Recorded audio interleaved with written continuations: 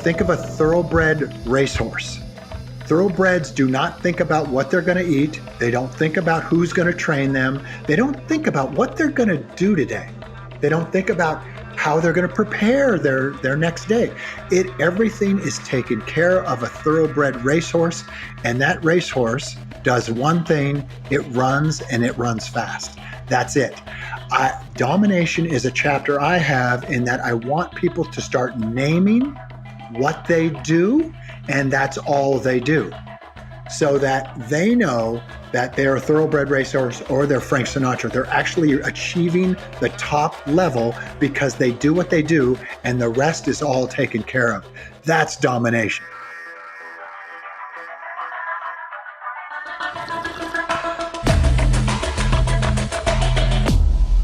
Bulletproof Radio, a state of high performance. You're listening to Bulletproof Radio with Dave Asprey. Today's cool fact of the day explains how tardigrades protect their DNA to defy death. Now, you might not know what these things are. They're commonly known as water bears. And they're one of my favorite things, maybe kind of like my personal spirit animal, because they can survive anything, including X-rays, cosmic rays. You can soak them in hydrogen peroxide. They just don't die. So for me, it's like axolotl, naked mole rats, and tardigrades are those animals that call most to my soul because they all have superpowers beyond what Mother Nature really normally does. Now, normally if you hit any biology with radiation and chemicals like that, it damages DNA using hydroxyl radicals, and these are just molecules of oxygen and hydrogen.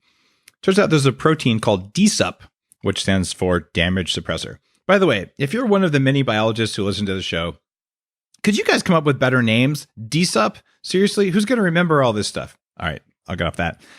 DSUP is damage suppressor, which shields the tardigrades from radiation. And when they add that protein to human cells, the protein also protects our cells against radiation. Now we figured out why that works. DSUP surrounds nucleosomes, basically DNA wound around proteins called histones. And the researchers at UCSD in La Jolla, by the way, the coolest university ever, you ever get to go there and look at the architecture, like that is the place where you want to hang out and get your PhD. Anyway, they call it like a fluffy cloud of cotton candy. And researchers think that those proteins evolved to protect the tardigrades from hydroxyl radicals when they're dried out, which happens a lot because they live in moss. And that damage can't be repaired when the animals are dormant, so they have to protect themselves without an ongoing repair process. Now, we have similar proteins called high mobility group nucleosome binding proteins, or HMGNs. Again, these dumb names. Anyway, researchers are looking to figure out whether the human proteins form a similar shield against DNA damaging chemicals. I actually just think it'd be great to blend some tardigrades in my bulletproof coffee, but there's got to be a better way. And in the meantime, brand new study just came out that says, hey, if your mitochondria work very well, they provide the energy for the cells to protect your nuclear DNA. So good mitochondria equals less mutations. Maybe that's our way of doing it. We just can't survive being desiccated and dried out, despite our best efforts.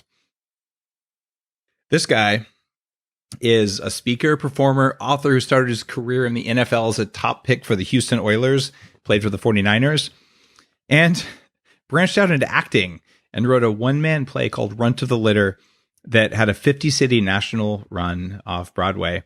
And he's now a speaker and leadership coach and a guy who can own a stage like no one I've ever met. Really just shows up in a powerful way.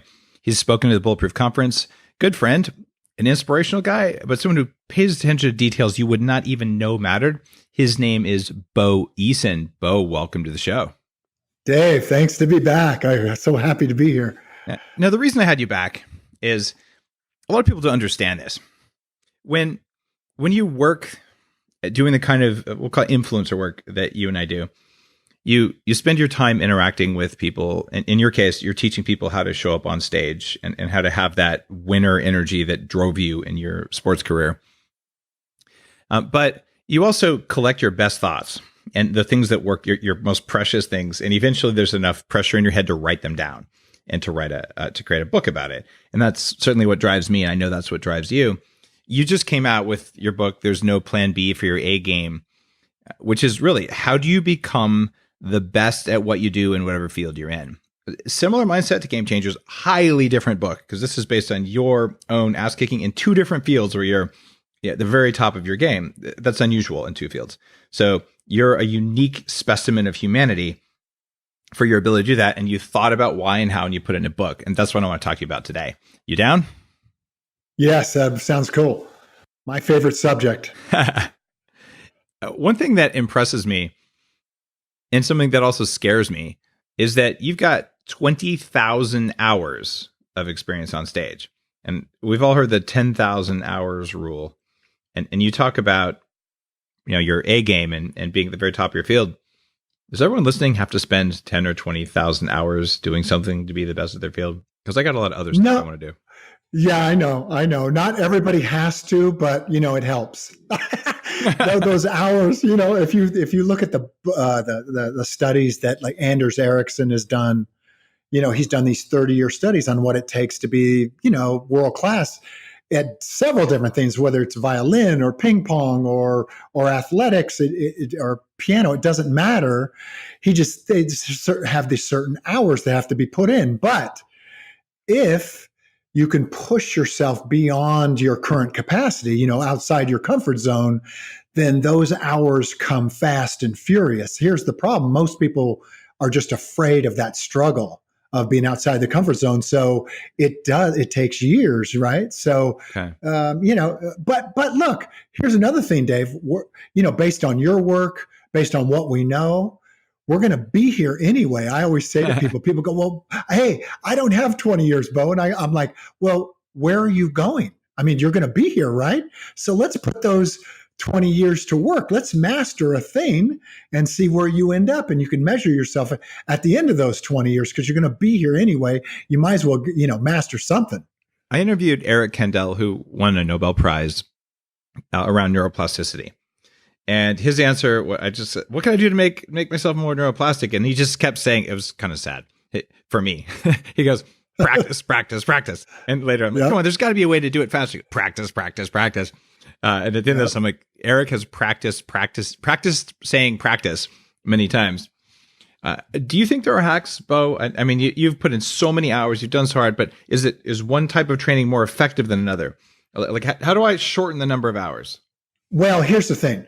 Look, so when I first started doing this, I did it very kind of innately, kind of primitively when I was 9, right? So at 9, I made a declaration that I wanted to be the best safety in the NFL. So that took many years, right? But here's the cool part, Dave. Once I learned what it took to be the best safety in the world, then I knew what it took to be the best playwright or the best stage performer or the best author. The mastery is mastery. So once you've got one, you've got mastery nailed. It's the same principles. That's why you can live. What's cool about it is that you could live 5, 6 different lives with careers and reach a world-class level in one lifetime. Now that's pretty cool, right? So mastery is mastery, regardless of the discipline. That is something that I also would agree with. My career in cloud computing is a little bit different than my career in hacking human biology, but you learn how to do something, and it can actually be a gift that you learned in one field and took it to another. There aren't any other professional athletes I'm aware of that have gone to Broadway other than maybe Mike Tyson has done some powerful stuff. Different pro athletes. Are there others who followed your path? There are some, but I don't think it was like a career path. It was more of I think producers went to them as celebrities, right? To Mike Tyson or to Joe Namath back in the day. Okay. And remember Broadway Joe? Right. Was his nickname because he wasn't a stage performer, but because he won the Super Bowl as a New York Jet, they said he's so popular, he'll bring in a bunch of people. I think they did the same thing with Mike Tyson.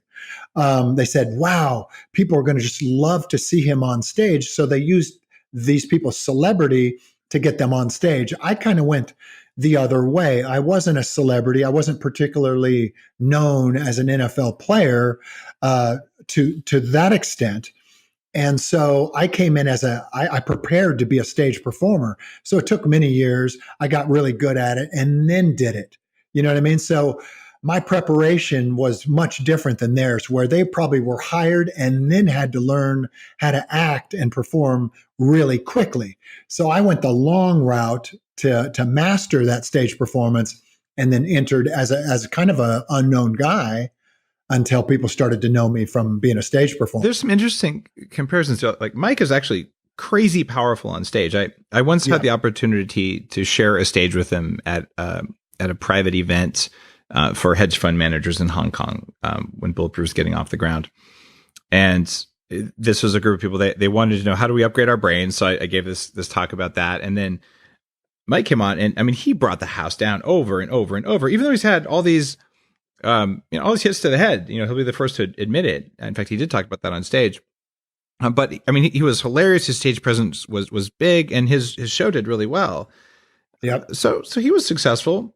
And no, for sure. But my question for you though is, having seen that, so he's like, okay, I developed a brand, and then I got some coaching, and I came in and I kicked ass. And you're like, well, I went and I met with Al Pacino, and he told me I need to spend 10,000 hours anywhere I can get it. And this is the first chapter of your book, which is, I'm kind of paraphrasing it. But and so you went out and you did your 10,000 hours. Didn't Mike do it in a faster, more efficient way? Yeah. Here's the advantage that a guy like Mike Tyson has. And this goes back to this primitive instinct, right? Like, so he is unapologetic of his human nature. Very unapologetic. Yeah. He just shows up. Right? Most people, especially when you come from the athletic world and you're dangerous, we become very apologetic about our danger, about our own human nature. What made us really popular in one field can make you very unpopular in another. That dude is unapologetic when it comes to his natural disposition. I think that's a huge advantage. And in fact, that's something I train on stage, right? Like, so you've seen me train people in this very way to be unapologetic about their predatory nature. Most speakers are apologetic about their predatory nature because they don't want to offend anybody. But Mike Tyson does not have that molecule in his body, which makes him ultimately watchable, meaning you can't take your eyes off somebody who's in touch with their animal instincts. So if you and me had a stage right now and we put a lion on that stage, I guarantee no one in that audience would move. No one in the audience would go to the bathroom. No one would speak. They would just stare in awe and not move. That's the same thing that humans have, except humans apologize for it, except guys like Mike Tyson, who are very rare. Most of us have to relearn how to not apologize for that instinct. Now, I've seen you in your coach training programs, and I know you serve Bulletproof coffee to get their energy up, and so I've had a chance to drop in, and I mean, you show people how to stand, and you do some kind of weird inner stuff, like hold your pelvis this way, like really like own the stage like a tiger, which is something that you've learned, and there's some of that's in your book, but here's what I want to ask. Your second chapter of the book, you talk about unnatural talent, and you say the only natural thing about talented people is that they're adapting better than other people. And they push themselves hard. But okay, how did Mike get his unnatural talent to just not be apologetic about being able to just show up as a full warrior guy on stage the same way you do? Like where did you guys get that? That wouldn't come from adaptation, did it? I think for Mike, he had such training at such a young age, and look, he's trained to be the most dangerous man on the planet, which which he definitely was. Yeah. In fact, I'm gonna have to get him on the show. I'm realizing why haven't I interviewed him, given that I've been on a stage with him? All right, I'm gonna reach out. Yeah, but yeah, I think that's a big element of it, and he's so rare, right? Which makes him so watchable. Like, it's almost like you don't know he's so unpredictable, which gives him total power also, right? Because he's not interested in making you happy, and he's not He's not interested. He doesn't care if he offends anybody. And the rest of us are really conscious about that, right? Now, are you? I mean, I've seen you go on stage. You tell stories that piss off half the audience, I'm sure. Yes, but they're great that's stories. True. I mean, you seem like you're not carrying a lot of baggage around that, Bo. In my regular life, I am. I'm like, in my regular life, I'm trying to avoid conflict at all, at all costs.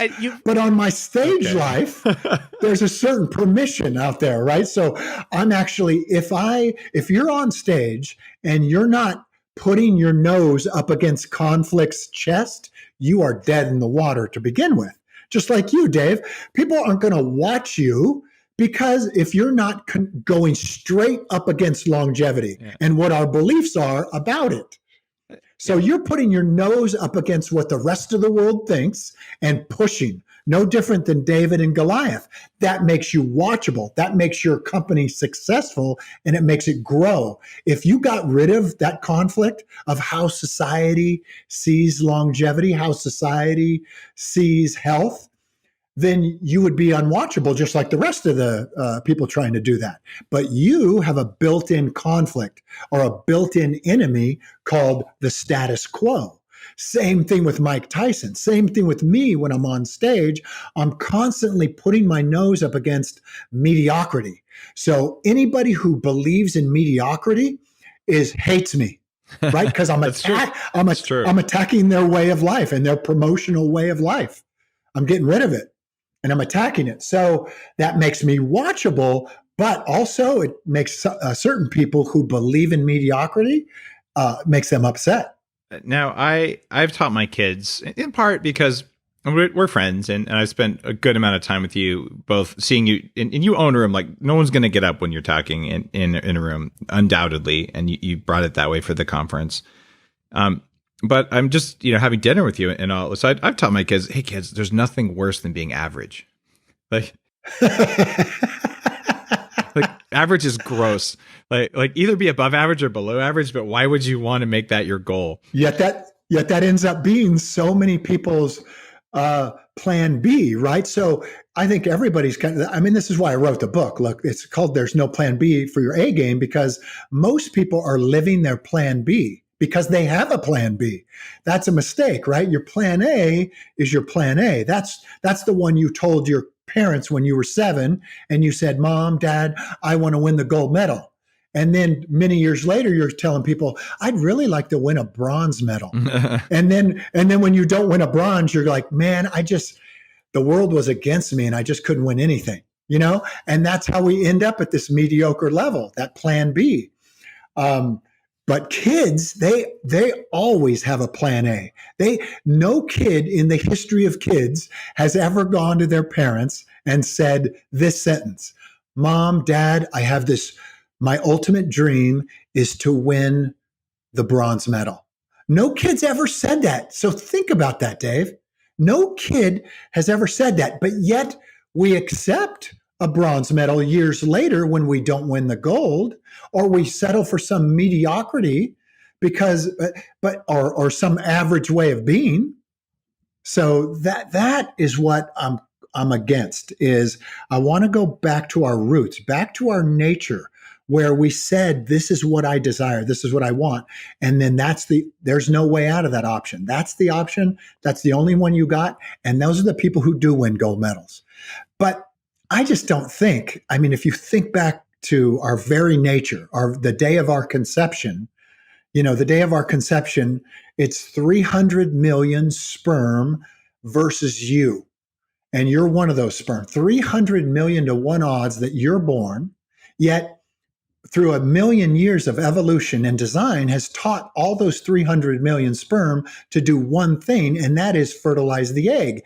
And you and me were the champions on that day. And so now we're born into this world, and now we're supposed to fit into some mediocre suit or some mediocre life or job. That's what is being promoted to us. And I'm like, we're not made that way. We're not made for second place. It's not in our DNA. So sometimes my kids and sometimes adults say to me, you know what, Dad, you know what, Bo, it's really hard to be the best. And I always say, I know it's really hard to be the best, but you should try being mediocre. That's really hard because it's just not how we're set up. Yet, if you look at the media, if you look at our culture in general, what's being promoted to us is average, mediocrity, middle class. That's as high as you can expect to get. And they're talking to human beings who are just not made that way. So that's what I'm out to battle. I love that. So I got to tell you a little story, and I want to get your take on this in the context of, the A game. So my daughter was going to this thing called the Greek Olympics at her Waldorf school. And, they really focus on emotional development, and it's done wonderful things. My kids are happy and, grounded and, they're nice to butterflies. And I'm very happy with my kids, but I'm like, Anna, there's going to be one of these Greek Olympic things that most people don't practice on. So why don't you practice most on that one so you can maybe go for the gold, right? So I went around. It's very hard to get a javelin delivered on Amazon because they keep bending. But I got a javelin. Okay, there's not a lot of 11-year-olds with a javelin. So we're in the front yard. We're watching YouTube videos and proper foot placement. She's got a pretty good javelin throw for an 11-year-old. And they go to the Olympics, and they're all doing their things. And at the end of the day, like, congratulations, we moved our average distance thrown up by 20%. We moved our average speed up by 20%. And they never mentioned which kid was fastest, which kid threw the furthest for any of the events. And I was like, oh my God, what is going on here? But it was like the outcome was average. But do you have any idea how parents whose kids are doing this, parents who don't necessarily agree with that, or I'm happy that we look at our average, like, did we all improve? But some of us improve more than others. Is there an antidote to that you tell your kids? You're like, hey, if you win, I'll give you chocolate. Like, I have no idea, but like as a dad, as a pro ball player, as a guy who's like kicked ass in theater, how do you make kids so that they understand this A game mentality? I know it's you. That's why I say you're up against the education system. You're up against culture, media. I think publishing world for most of it, movies, Hollywood. You're up against video games. Even you're up against this thing of like average, and we're always comparing ourselves to the average. And I would say I would just keep talking to them because look, you're the most powerful person in their life, you and your wife. Until they turn 14, right? Yeah, right. Until 14. But they know, they do what you do, right? So they're only in competition with themselves. Like, who's going to be the best at this thing? And it sounds like she's already the best javelin thrower. So she's just competing against herself, and I'm constantly telling them the day of their conception, I'm talking about what's inside them, what's their true nature. And I talk to them about people like Mike Tyson, like Kobe Bryant, like people who are ultra competitive, because listen, I know this word competition gets a bad, rap these days in our culture. But, if you look, the first rule of biology is life is competition.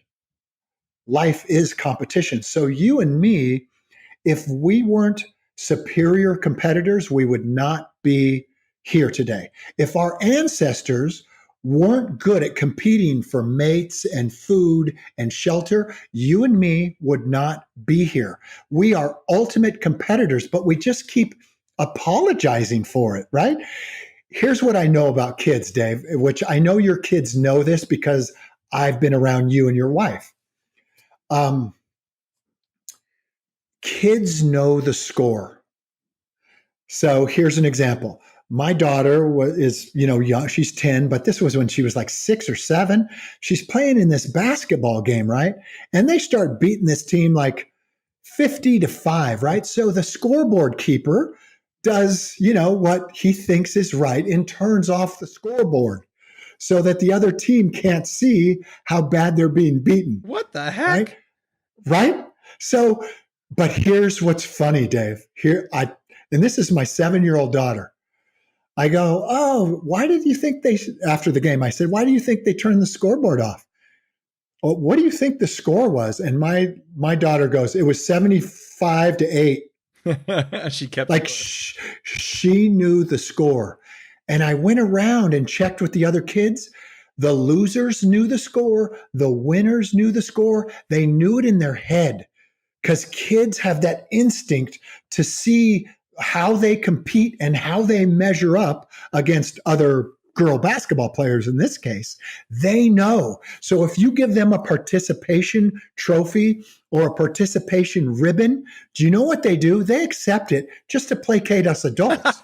But they know the deal. They know exactly where they place. Like, say they have 100-meter run and like 100 kids run across the field. Your daughter, my daughter, everybody's daughter on this podcast right now, they know what place they got. Hey, I got 56th place. Hey, I got second. They know. Kids know. So why are we keeping it from them? We're trying to hide them, protect them. It feels like no one likes to see another person in pain. And in fact, we're wired, I believe, at a cellular level to help our species, to help all life. Like it's Yep. There are things that get in the way of that a lot, but we're wired to do that. And so when we see a child in pain, we're saying, how do I take away the pain? But it seems like the way we learn to walk is by falling over, and it hurts when you fall over, so you don't do it again. So pain is a teacher, right? Yes. But too much pain or lack of recovery are actually harmful and damaging for people. Do you have any advice for adults who are working on their A game at becoming really the best in the world, becoming masters of something? How do they know when you're pushing yourself? And you write in the book about deliberate practice and hard work. How do you know when you actually overtrained and you're going to pull a ligament or you're going to burn out? How do you surf the edge of burnout and experiencing pain and being comfortable with it and actually harming yourself? Because this is the problem with A players. Yeah, for sure. For sure. For one, you got to listen to your body. And usually A players are so present with their body. They're in great communication with their body. They know where that edge is, and they're always challenged. No, that's bullshit. You're such a pro athlete. None of my A player software developers have a clue what their bodies are doing, and they're the best in the world at what they do. Oh, really? Oh, okay. Yeah. I'm thinking in that athletic mindset. Okay, you got me there. Okay, then we need to get in touch with our body, guys. Hold on. Did Bo Eason, the toughest guy on earth, just tell me to get in touch with my body?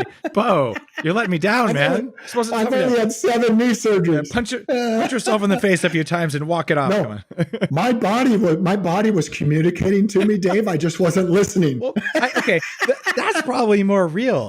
That was my experience as a software developer guy. Like, oh my God, there was a signal to noise in there. And when you're doing the right thing or the wrong thing, but I just didn't know to listen. Yeah. So, yeah. And if you're an actor, you're on stage. Okay. No one has better body awareness besides pro athletes and actors. So you're a master of that in both of those things. Yep. But like a painter may not have that how do people know? Let's even make it tighter for you. It might've been too general of a question. Anytime you're focusing on hard work and you're pushing yourself beyond your comfort levels, you're also flirting with burnout. How do you know when you're going to go over burnout? Yeah. So Anders Ericsson did this test, a study of the top violinist in the world. So took the top 14 virtuoso violinist in the world. And he asked them a bunch of questions and studied each one of them. And now the second tier was down below them, but he talked to the top 14. And he asked him this question: were you ever called by God to play the violin? Or did the violin just call to you? Was it in your genes? How did you become the best violin player in the world? And every one of them said the same thing. No, they were not called by God to play the violin. They were handed the violin at a certain age by a parent and were told to play it. And they also asked this question, because I get this question every day, Dave, like, Bo, did you love football? And I was like, no, I didn't love football. Oh, Bo, do you love the theater? I'm like, no. And they go, well, what do you love? And they asked the violinist, if you don't love the violin, then why are you the top? And they all said, I fell in love with my improvement day in and day out. And if you look back, and I look back at my, like being the best safety, I didn't like the position of safety, but I liked what it demanded of me and what it required of me. And I got to measure myself and improve each day. But the only way to improve is you got to be beyond that comfort zone that we're talking about. Otherwise, there's no adaptation can take place, right? Got it. So once we're challenging homeostasis, our nose is up against it, we know we're improving. And that's what you fall in love with. And that flies, that there's no such thing as burnout when that's happening. You're like recognizing your own improvement. So you get a little dopamine squirt every time you recognize your own improvement if you're measuring it and you're aware of it. And you're right. I see this actually in my daughter. The first time that we really had her kind of exercise on purpose, with intent, where, kids normally, they just play around. We live in the forest, like go climb a tree, and then that's their exercise. But she came back and she said, "Daddy, I really like that I can see a difference in how my body works because I'm doing this." And it was like this like sense of excitement. And so it sounds like kind of what's going on with all these people who are masters is they're seeing the improvement, and it feels good to improve. So there's a little bit of ego in that as well, though, isn't there? I agree. I think there is, and I think that's healthy. Okay. But also, I think it's great that she's recognizing the difference in her body. Yeah. So she challenges homeostasis. Now her body and brain adapt to that new demanding situation, and her body shifts so that she can survive, so she can be more efficient at what she's doing. That we all love. We just don't do that enough. I think burnout's something else. I think that's something like you're just beating your head against something that is a dead end. You know what I mean? I think. What if you're working on improving and you just don't improve? I mean, there are people, this is my 5th job as a manager of marketing, and I keep screwing up every time I do it. And so I feel like I'm just failing all the time. Yeah. At what point you're like, you know what? Maybe I suck at marketing, and I should I should go into another career, perhaps as a barista, or whatever. Yeah. That like when do you know that like actually I'm just not destined to this because I suck at it. Yeah, I've we've all done that a few times, yeah. Right? Like you make a declaration, you think that's your calling, you're going toward it, and you keep getting your ass kicked. And eventually what I always say is people go, well, Bo, what if I pick the wrong thing? Like, what if managing marketing is not the right thing? And I say, there's no such thing as the wrong thing. The wrong declaration, the wrong dream for you will always reveal the right dream for you. And the good part about it is you'll be able to take some blows, because you already have. And now you redirect that new declaration, which is going to come to you eventually once you hit a dead end.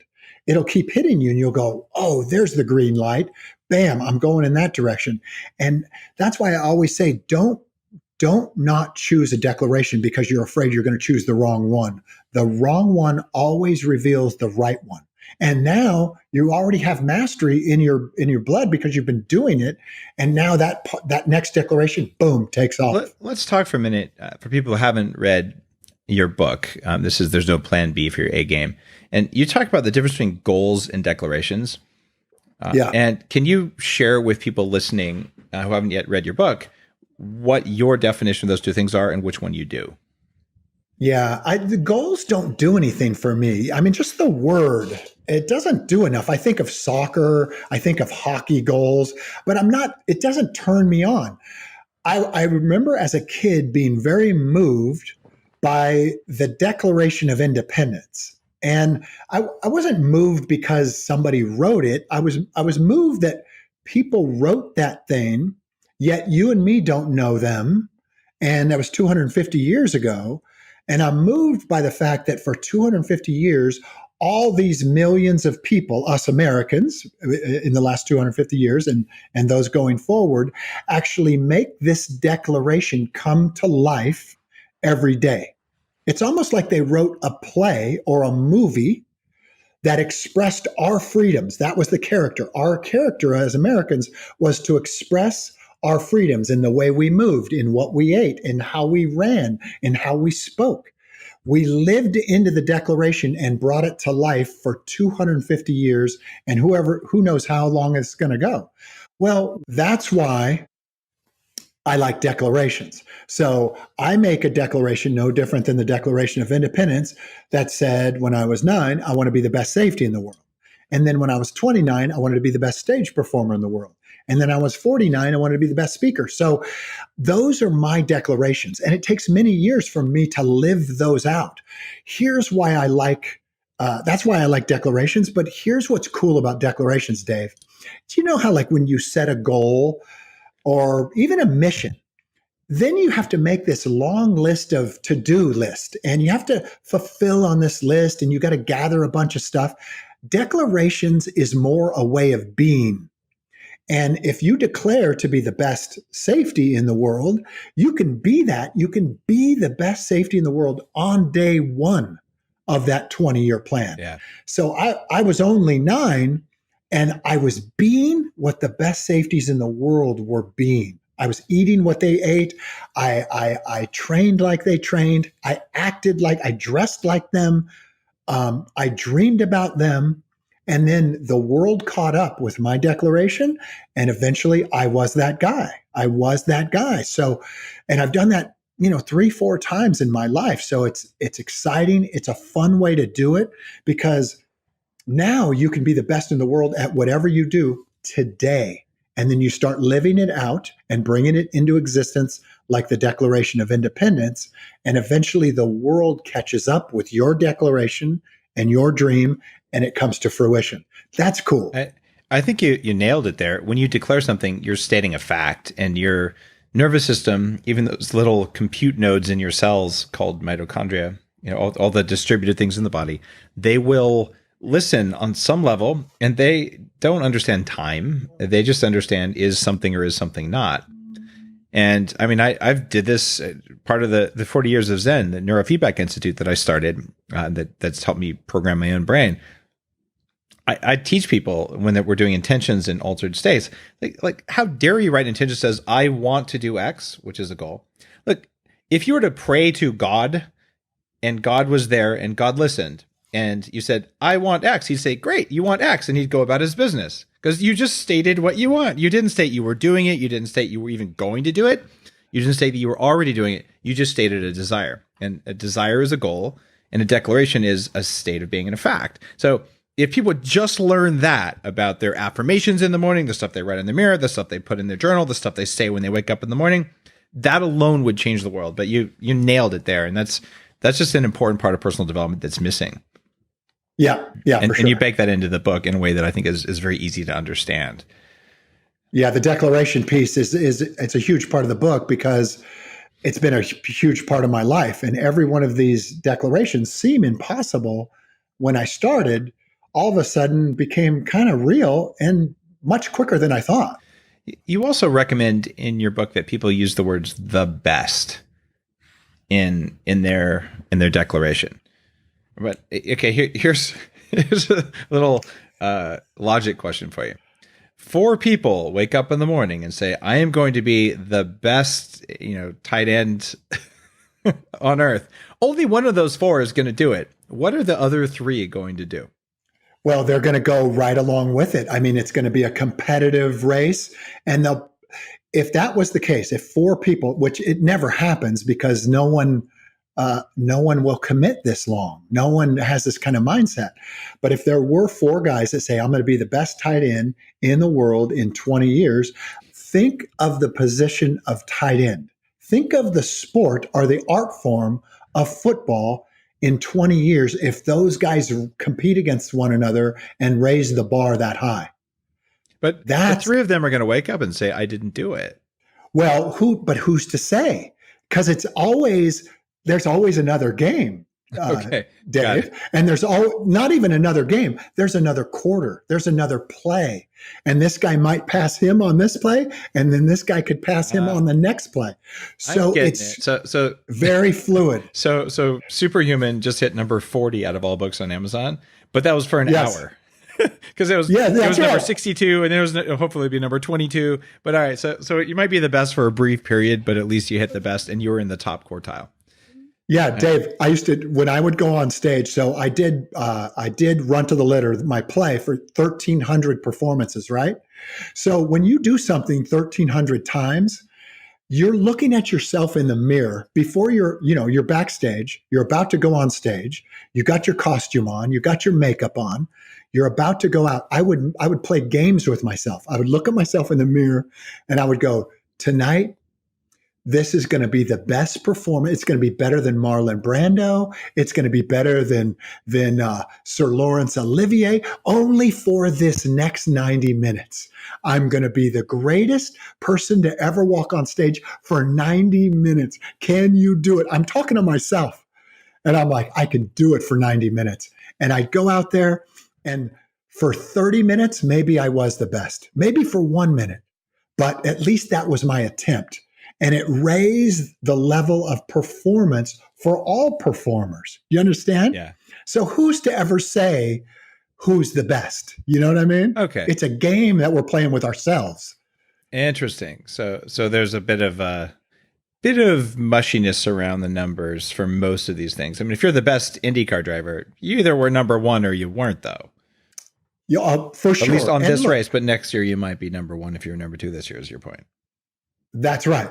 Yeah. So those things are fluid, and that's what you need that competition, because it's always nice when you see, two great tennis players go at each other, right? One passes, then the other passes. And that's what we love. And that's what they love, because they get better and the sport raises. The problem is, Dave, even our greatest competitors, who are supposed to be our greatest competitors right now, like in the NBA, if you notice, they try to form super teams and ask less of themselves so that they can win championships, which are phony to begin with, because they're building teams in like a crooked way.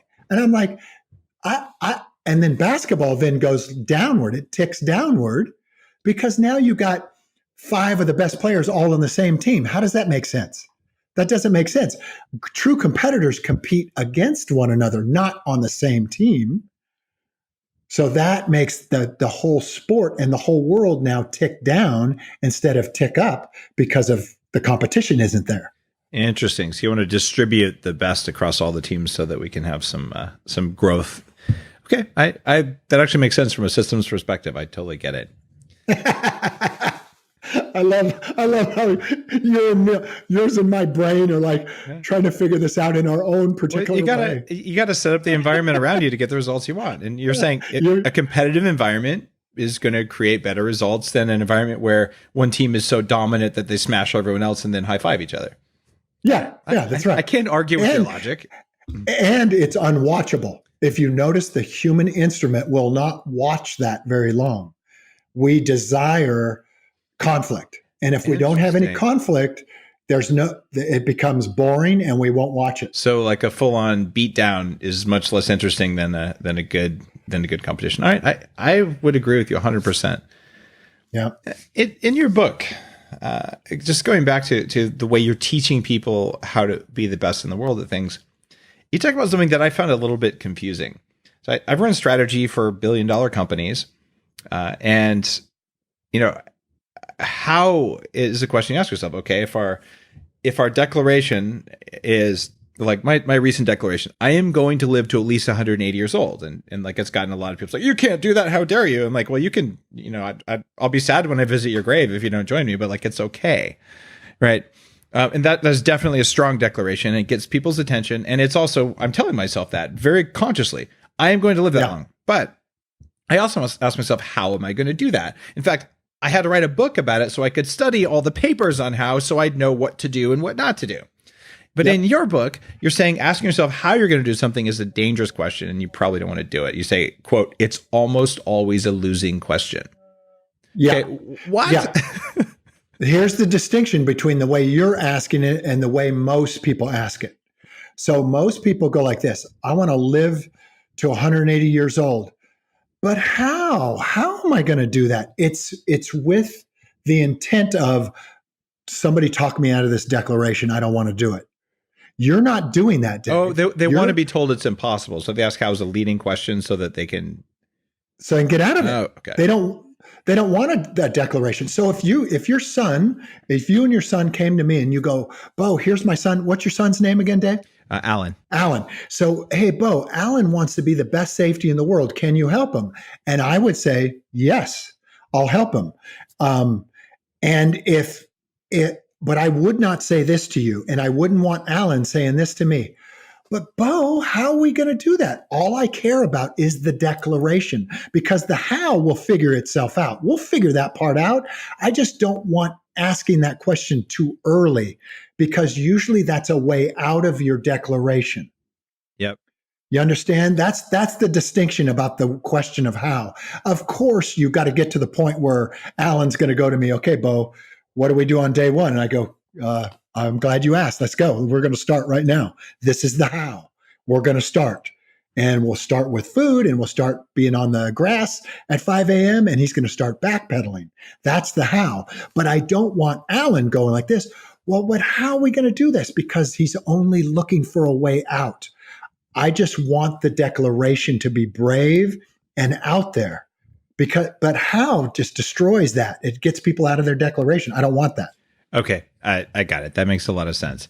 So if how leads to an excuse and a sense of impossibility, or I can't, then you don't do it. But actually having a plan, and in your case, the how is you're going to practice with focus and determination. And okay, I understand. Well, that how is coming soon enough, right? Like if you're going to live to be 180 years old, your evening tonight is much different than everyone else who doesn't have that declaration, right? Yeah. So what you eat, what time you go to bed, what supplements you may take, all those things come into play right now. Yep. And those don't even come into play for most people. We're just thoughtlessly like going through our day, Yep. But your declaration is requiring everything. And so that how is on its way to you quickly.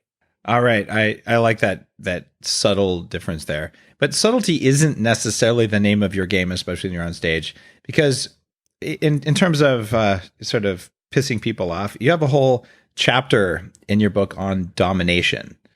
And yep. I mean, I had Mistress Natalie was on the show a while back talking about that other kind of domination. But you talk about dominating yourself, dominating competition, and it's kind of a theme for you. So what does domination mean to Bo Eason, and how do you teach that as something that's good versus at least weird? I know. I know. People, look, so many words in my book are like even chapters like competition, like predatory nature, like domination. Those are bad words in our society right now, right? Like they're kind of frowned upon. And so I think we have to use words like that to arrest people's development, like to stop them in their tracks. Like so people are going along with their lives, Dave. Like you're some people in your audience who don't know you and they're just meeting Dave and they're hearing his declaration. And so that arrests their life right there. Like when Dave says, I want to live to 180 years old, that arrests their belief system and everything about them. That's great. So does domination. I'm not talking about dominating other people in my book. I'm talking about dominating the space around you, dominating your space. And you've heard the term, I don't know if you've heard this, Dave, but I think somebody even wrote this book. And the term is called Frank Sinatra Doesn't Move Pianos. Have you heard that term? Frank Sinatra doesn't move pianos. So here's how domination goes. This is how Frank Sinatra dominated his field. And here's the questions that were asked of Frank Sinatra. Hey, Frank, did you sell the tickets to your show? No. Frank, did you move the piano in the middle of the stage where it is? No. Did you prepare your pre-performance meal? No. Did you hand out brochures for your show? Did you usher people to your seats? No, no, no. What does Frank Sinatra do? He dominates. Here's how he dominates. He sits at a piano and sings. He does what he actually does. That's domination. The rest of us are running around trying to be multitaskers, trying to do 1,000 different things and jack of all trades, and we're no good at any of them. Think of a thoroughbred racehorse. Thoroughbreds do not think about what they're going to eat. They don't think about who's going to train them. They don't think about what they're going to do today. They don't think about how they're going to prepare their next day. Everything is taken care of a thoroughbred racehorse, and that racehorse does one thing: it runs, and it runs fast. That's it. Domination is a chapter I have in that I want people to start naming what they do, and that's all they do, so that they know that they're a thoroughbred racehorse or they're Frank Sinatra. They're actually achieving the top level because they do what they do, and the rest is all taken care of. That's domination. About that sounds pretty good. Okay, I'm going to be a little bit blunt here. You're kind of rich. You've had 1,300 of these shows on Broadway, so my guess is that you don't have to live paycheck to paycheck. Yeah. Right. Okay. And I have lived paycheck to paycheck. People don't know I used to scoop ice cream at Baskin Robbins. I used to put truck parts in boxes for 5 years. So I've lived paycheck to paycheck too. But it's great to say that now. But how is the average person listening to this who doesn't have someone to move their piano for them, who's working on becoming someone who has that level of domination? How do they drop out of all that distracting garbage so they can focus on the domination? Yeah, it's a great question, and it's often the one that I get the most pushback.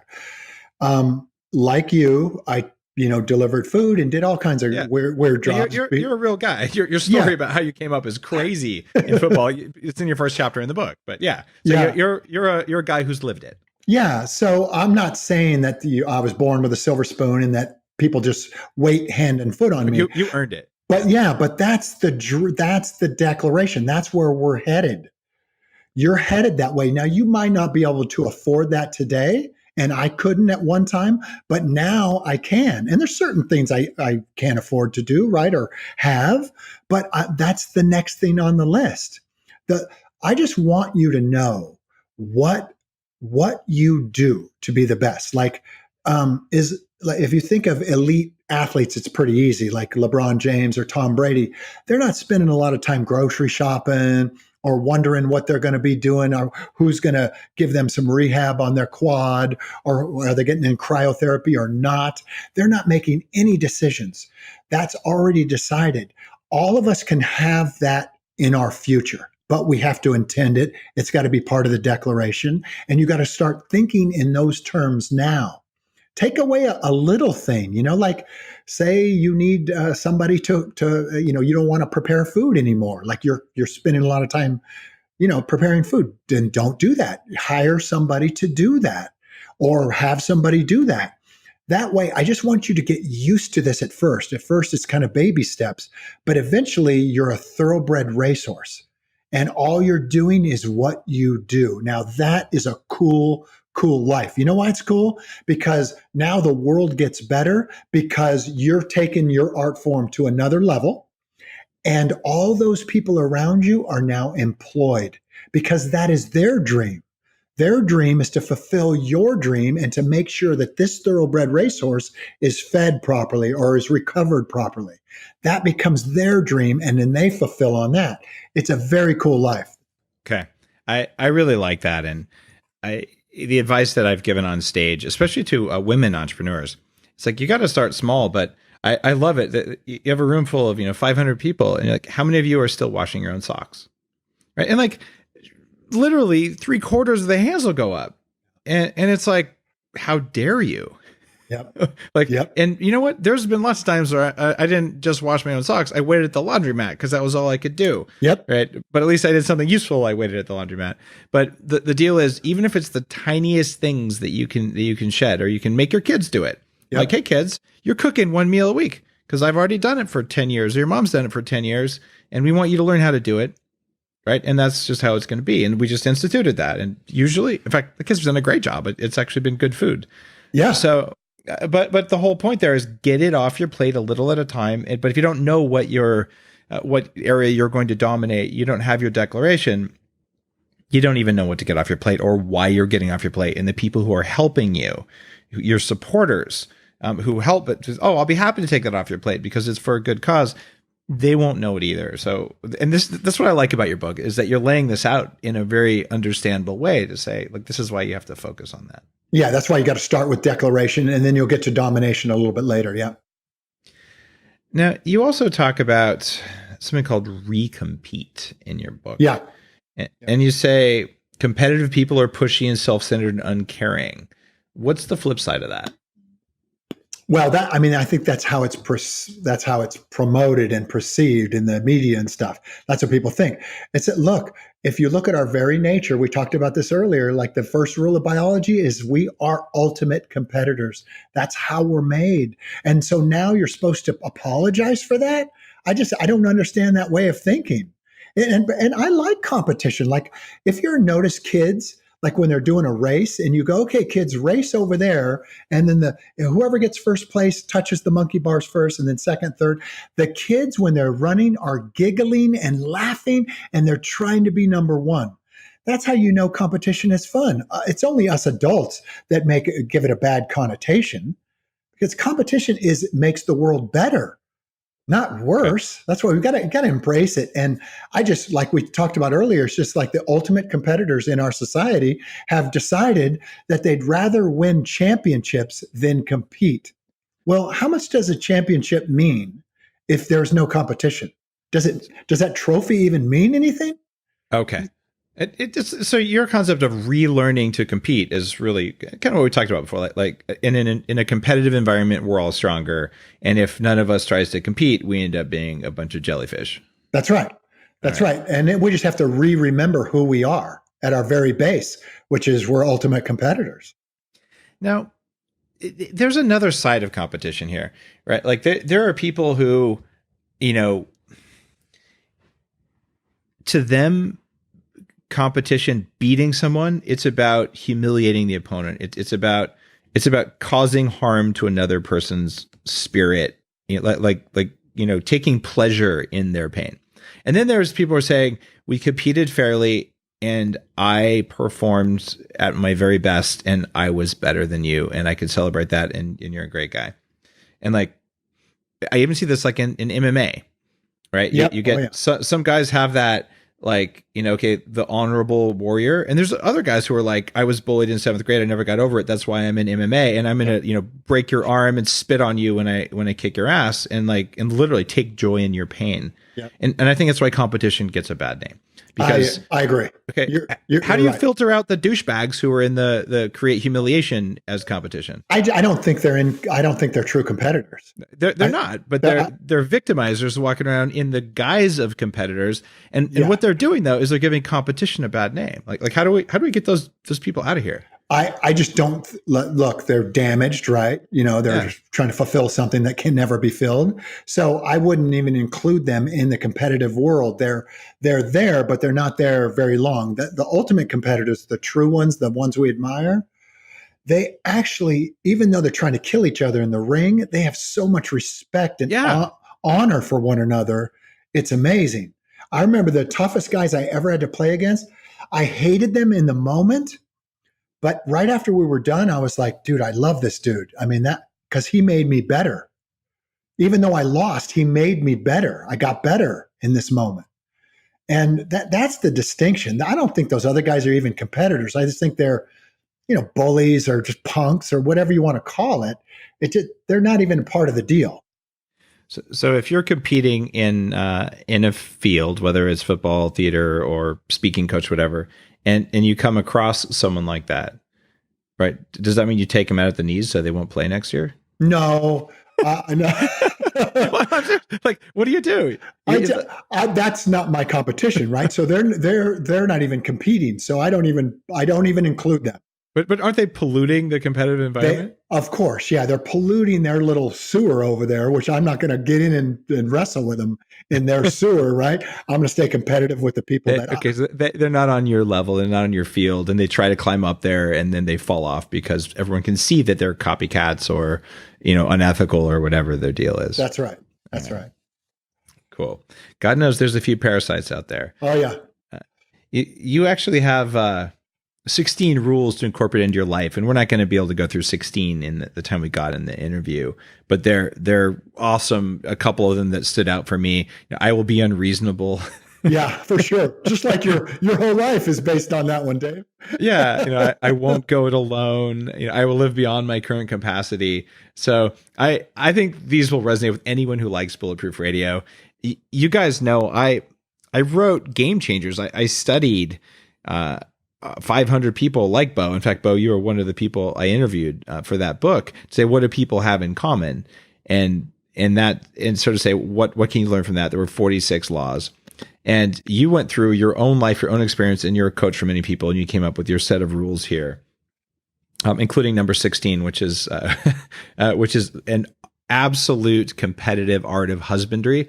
Your rule number 16, your last one, is I will get a Dawn. Oh yeah. And Dawn is your wife. So basically, you just paid your wife like an awesome compliment there. And by the way, Dawn is awesome. I tried to get her once, but she was uninterested. And I'm kidding. Oh my gosh, that's so funny. But Dawn is a great human being. But you're saying you'll get a partner in life who's really supportive of you in that rule, and that you'll seek that out. I think that actually was both humble and also really good advice. So yeah, no, that's what, and it's something that comes out of my mouth every time I'm at dinner or social event. I'm like, hey, you got to get yourself a Dawn, and because they're always going, well, your wife's amazing. I go, yeah, you got to get yourself one. Her name's Dawn. You get yourself a Dawn. And she's just one of those people that most partnerships 1 + 1 = 2, right? But when you're with somebody like Dawn, it's 1 + 1 = 1,000,000, because that's what she brings to the table in partnership. So everyone's got to have it if they want to reach the top. So guys, you're listening to this stuff, especially younger guys. You're just learning how to like manage relationships. So what Bo just did right there, he just guaranteed himself like a whole year of getting some, just from what he did right there. So Bo, well played, my friend. Well played.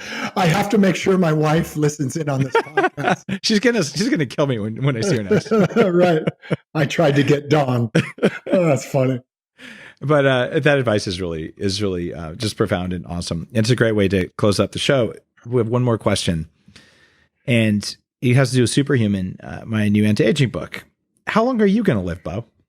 Wow, I've always had, like, instinctually, I've always had the number like right around 100 in my mind. Is that your declaration? Well, I haven't made that declaration because I wanted to talk to you about it first and get some consultation. And then, maybe I can up my game a little bit. Well, there is value in the declaration. Seriously, telling yourself you're going to live a certain amount of time probably will move the needle. It's certainly not going to harm things, right? Yeah, right. That's All true. Right, so you got to do some work on that. In fact, here's the thing. You could join me in practicing not dying. I'm getting really good at it. Wow, that's actually a great declaration. That's so good. Oh, so around 100 right now, subject to a formal declaration later. Right. Yeah, I'll come up with a good one next time. You've been listening to Bo Eason. His new book is There's No Plan B for Your A Game. I went through some of the cool stuff in there. Bo's just a fascinating guy to see him on stage, whether he's teaching you how to speak, whether he's doing his Broadway game, just he will captivate you, and his book is equally captivating. And boeasonbook.com, BOEASON book.com. Anywhere else they should go, Bo? Yeah, they can go to boeasonbook.com. That's the best place, but they can go Amazon, they can go to wherever they buy their books, Barnes & Noble. It's everywhere, and it's a bestseller, and so we're really excited about it. Well, congrats on your success with the book. And if you're listening to this, you're like, oh, great, here's another couple authors, Dave and Bo, hawking their books. I just got to tell you, Bo probably makes more from going on stage for a couple hours than he will in his book. And it's the same for me, right?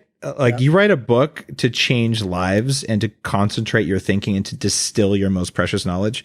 So, spending 17 or 20, whatever the books are going for right now, it's just you saying, I want to get the most distilled wisdom and knowledge from this person that I can. If you liked Bo on the show, you like what he had to say, and something woke up on you around, maybe it's okay to be competitive and I can still care about my competitor even if I win. Look, if that resonates with you, I promise you that if you spend a few hours reading Bo's book, the ROI will be very, very high. So do him and me the honor, if you decide to read our books, leave a review. It's like tipping your Uber driver or your barista, because we pay attention to it. So read Bo's book. If this interview was awesome, read my book, unless you're a bad person. And it's all good. All right. On that note, Bo, thanks for being on Bulletproof Radio. Thanks, Dave. Had a blast, just like always.